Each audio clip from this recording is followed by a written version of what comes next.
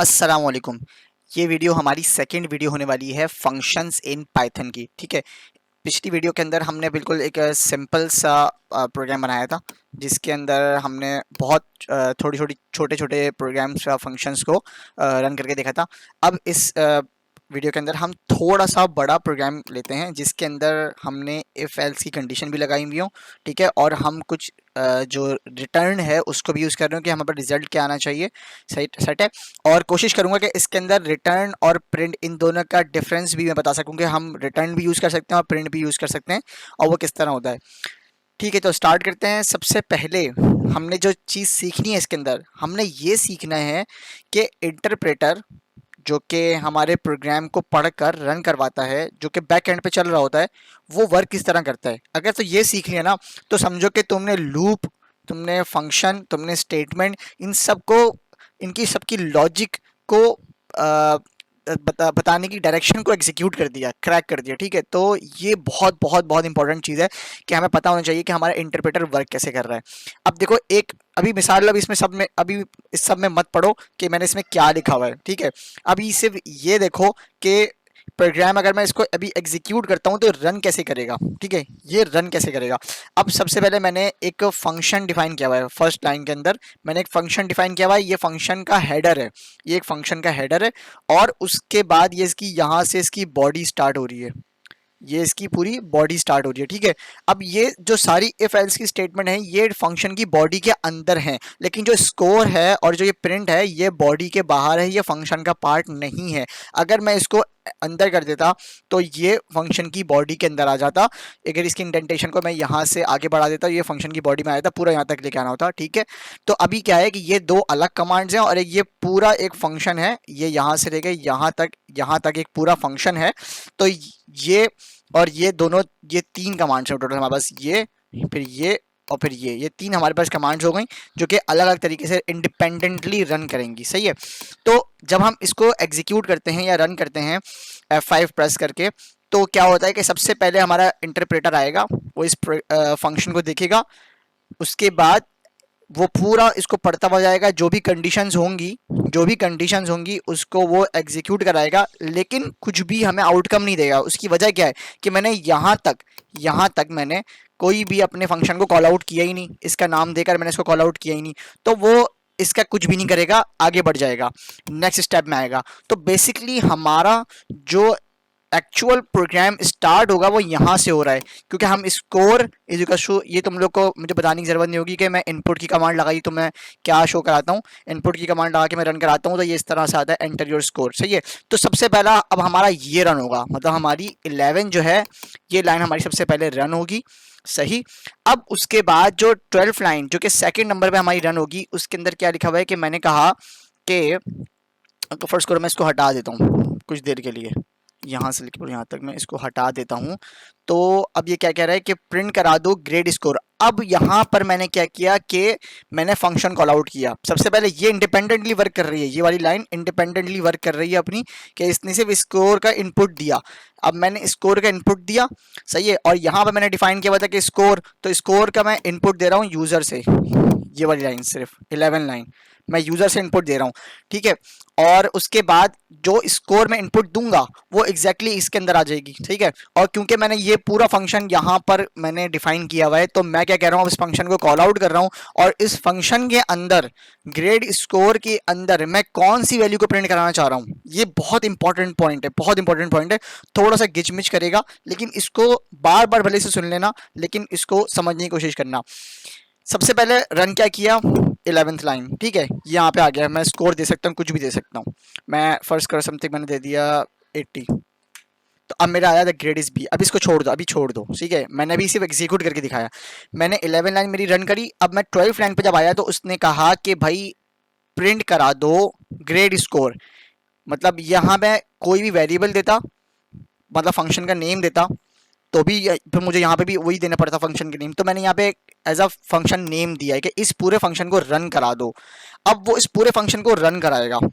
इस पूरे फंक्शन में जो कंडीशन इसको ट्रू मिलेगी वो वहीं पे रुक जाएगा। जैसे कि अब फर्स्ट करो मैंने 80 दिया, तो ये सबसे पहले इस कंडीशन में आया। उसके बाद इसने कहा ये फॉल्स है, ठीक है ना, तो इसकी बॉडी में एंटर ही नहीं हुआ, वो यहाँ से डायरेक्ट एलिफ में आ गया, इफ से डायरेक्ट एलिफ में आ गया, इसकी बॉडी में एंटर ही नहीं हुआ, ठीक है। एलिफ में आया, एलिफ में उसने देखा कंडीशन ओके, कंडीशन ट्रू हो गई, उसने क्या किया, इसकी बॉडी के अंदर एंटर हुआ और रिजल्ट, एक वेरिएबल मैंने नया इंट्रोड्यूस कराया था, उस वेरिएबल को उसने बी मान लिया कि अब रिजल्ट बी होगा। अभी मैंने रिजल्ट के बारे में कोई इन्फॉर्मेशन नहीं दी, सिर्फ ये बताया कि रिजल्ट बी होगा। अगर ये कंडीशन ट्रू हो जाती है तो रिजल्ट हमारा क्या होगा, बी, सही। फिर क्योंकि एक कंडीशन भी अगर ट्रू हो जाती है तो हमें पता है कि वो एलिफ, बाकी सारे एलिफ्स को और एल्स को छोड़कर डायरेक्ट प्रोग्राम से बाहर आ जाता है। प्रोग्राम से बाहर आते वक्त वो उसको एक और कमांड मिलेगी जो कि इन सबका कह लो बाप है, वो क्या है, रिटर्न। वो बोलेगा भाई एक मिनट रुको, तुम इस पूरे के पूरे तुमने फंक्शन को रन तो कराया, लेकिन इस फंक्शन के एंड पर तुम्हें मेरा सामना करना पड़ेगा, और मैं क्या करूंगा कि कोई एक वैल्यू मुझे बाहर देनी है। जब जब कोई भी भाई मेरा प्रिंट कराने आएगा इस पूरे फंक्शन को, तो उस पूरे फंक्शन में से कोई एक वैल्यू मुझे देनी है, वो कोई भी तुम मुझे बता दो। अगर मैं यहाँ रिजल्ट के बजाय लिख देता समथिंग, मैं कुछ भी लिख देता, मैं यहाँ पे रिजल्ट के बजाय मैं लिख दूं ए, तो बाहर जो है ना मेरी प्रिंट कराते वक्त, जो मेरी ये इस फंक्शन को प्रिंट कराते वक्त जो वैल्यू जाएगी वो रिटर्न वाली वैल्यू अंदर जाएगी। अब देखो क्या होता है, सही है ना, मतलब कि अब रिटर्न रिजल्ट नहीं जाएगा, रिटर्न ए ही जाएगा। अब मैं कुछ भी दे दूं, मैं 90 नहीं मैं 70 दे देता हूँ, तो क्या होगा, ए ही आएगा, बाहर ए आएगा। तो रिटर्न वो करता है कि मुझे कोई भी एक ऐसी वैल्यू बता के जाओ जो कि मुझे आगे देनी है। और आगे देनी से मुराद क्या है कि जब ये फंक्शन खत्म हो जाएगा, तो जब ये बाहर जाके हम इस फंक्शन को कॉल आउट कराएंगे और प्रिंट की कीवर्ड देंगे, तो सिर्फ और सिर्फ इस पूरे फंक्शन को छोड़कर, इस पूरे फंक्शन को छोड़कर वो रिटर्न वाली वैल्यू पे फोकस करेगा। अब उस पूरे फंक्शन का रिजल्ट कुछ भी आया हो, कोई भी वेरिएबल दिया हो, कोई कंडीशन ट्रू हुई हो या नहीं हुई हो, उसका मकसद क्या होता है फंक्शन कॉल आउट करते वक्त, कि प्रिंट वो वाली वैल्यू कराओ इस पूरे फंक्शन में जो रिटर्न के साथ है। तो अब हमने क्योंकि एक कंडीशन के साथ यहाँ वेरिएबल इंट्रोड्यूस कराया था कि अगर, तो जो स्कोर मैं दे रहा हूँ वो स्कोर 90 से ग्रेटर हो तो रिजल्ट क्या हो जाए, ए हो जाए। फिर क्या है कि रिजल्ट क्या हो जाए, बी हो जाए। अगर यारी कंडीशन ट्रू होती तो रिजल्ट क्या हो जाए, सी हो जाए, ठीक है। तो हम, और फिर एल्स भी मैंने रिजल्ट दिया कि रिजल्ट क्या हो, डी हो जाए। तो हम क्यों ना रिजल्ट को ही हम दें, क्या रिटर्न करा दो रिजल्ट। अब रिजल्ट की वैल्यू जो भी इस प्रोग्राम से निकली हो, मतलब इफ ये कंडीशन ट्रू हुई होगी तो रिजल्ट की वैल्यू ए सेट हो जाएगी। फिर ये इस सब को छोड़कर, इस सब को छोड़कर रिटर्न रिजल्ट के लिए वो लेकर आएगा जो यहाँ ट्रू हुई होगी। अगर तो यहाँ ट्रू होती है तो रिजल्ट की वैल्यू बी फिक्स हो जाएगी, सही है, ये बी आपकी रिजल्ट की वैल्यू फिक्स हो गई। अब ये इन दोनों को छोड़कर ये आपका एलिफ डायरेक्ट उठ के रिटर्न पे आएगा और रिटर्न रिजल्ट की वैल्यू बी फिक्स हुई होगी। और फिर जब आप स्कोर इनपुट करोगे, क्योंकि देखो सबसे पहले ये रन किया है, सही है, सही है, और उसके बाद फिर आपका क्या है कि आपका स्कोर इनपुट पे आ रहा है, तो फिर ये रन करते हैं ना बाद में, क्योंकि हम कॉल आउट तो बाद में करा रहे हैं ना।